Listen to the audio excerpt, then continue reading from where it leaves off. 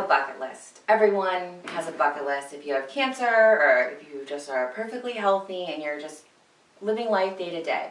But a lot of us don't get out of our own way. We go to work every day because we need to pay our bills. We just live life and we keep putting it on the sideline. We don't process that time is limited. And that's anyone. But when you get cancer, you take a step back and you don't know, especially when you're terminal, how much longer you have. So should I keep working 60 hours a week, or should I take a step back and enjoy and make memories? And last summer, it really struck home with me. I've always been a traveler, but I never left the country. I never really did anything out of my comfort zone. And last June, before I realized that I had bone metastases, I went to Poland with my husband, my new husband at the time, and it was so painful. I could barely walk. I cried. I woke up with a fractured collarbone. I didn't even know it was a fractured collarbone. I just saw this big lump, and I knew it hurt, and I knew I cried, and it sucked.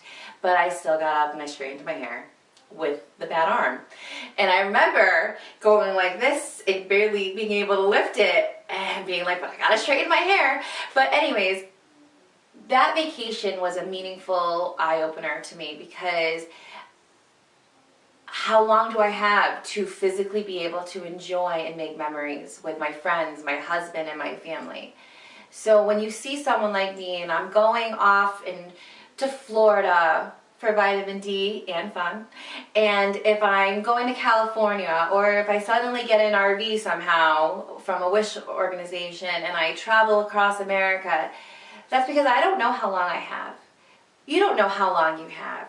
But I will tell you something, and I think it's a positive thing to say, and most people, if you hear it, you're not going to think so, but you know I'm usually positive. So let me just be honest with you all. Most of you guys are going to retire when you're 65. You're going to, enjoy your golden years, right? If I make it to 65, I'm not going to be in any condition to enjoy my golden years. My bones are going to be brittle. My bones are going to be breaking. I'm going to have tremendous joint pain. Someone like me, I don't know if I want to see 65. I'd rather have a meaningful next 10 to 20 years and really be able to cherish those years. And that's why I have a bucket list. And that's why I want to get out and I want to see the world. I do want an RV. But I don't want to be judged because, you know what, she's broke. She has all these medical bills. Like, that's not a responsible thing to do. Well, of course it's not responsible. But how long do I have? I'm not going to take my money with me. I can't take my house with me. I can just take my memories with me. And I, I'll put a disclaimer out there. I don't want my husband to be homeless. and we do what we can to keep the roof over our head. But instead of saving up money for retirement, yes, we do live freely. We do try to get away whenever we can, even if it's just going up to Cape Cod to see our friend do a bodybuilding competition, or if you see me go on get all dressed up in my mask and my sleeve to get on the plane to go see my father for a weekend. But prepare, you will see me go to California for a road trip. And that is what is meaningful to me. It keeps me moving, it keeps me motivated. I want to get through chemo today, so next week I can go on a trip to Florida or to Texas. I want to go to Texas. I want to go back to Europe, and this time be able to walk. When you lose your mobility and every step brings you pain and brings you tears, you just want to live your life as much as you can before it comes back.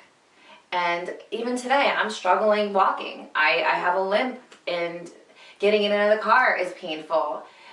But if I still book my trip in June to go somewhere, that's my opportunity. And who knows how many more opportunities I have. But the key thing is, how many opportunities do you have?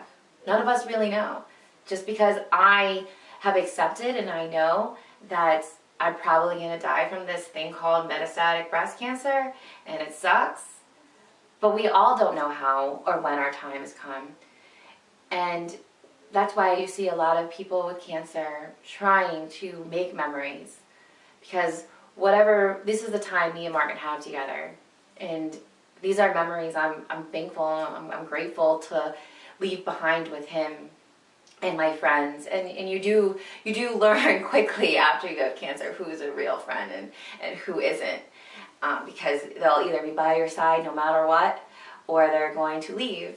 And when you realize who your friends and your family are, you're like, one thing on your mind: I want to make more memories with you, meaningful memories with you, and I want to be silly. I want to laugh. I want to, spin around on the stand like I'm 5. I do that. I limp across little stone paths in Florida. I visited an island, Keewatin, on the west coast of Florida. Never thought I'd do that. And I never thought I'd go to Europe. But I got there. It was painful. Had a lot of fractures while I was there. But I don't regret any of it. And I don't want to regret, ever. So if you could help me fulfill my bucket list, or if you have any ideas or opportunities that I'm not aware of, feel free to share it with me. But please don't judge me because I go around and I live my life, because I don't know when. And I know everyone wants to hear, well, be positive, you're gonna live a long time.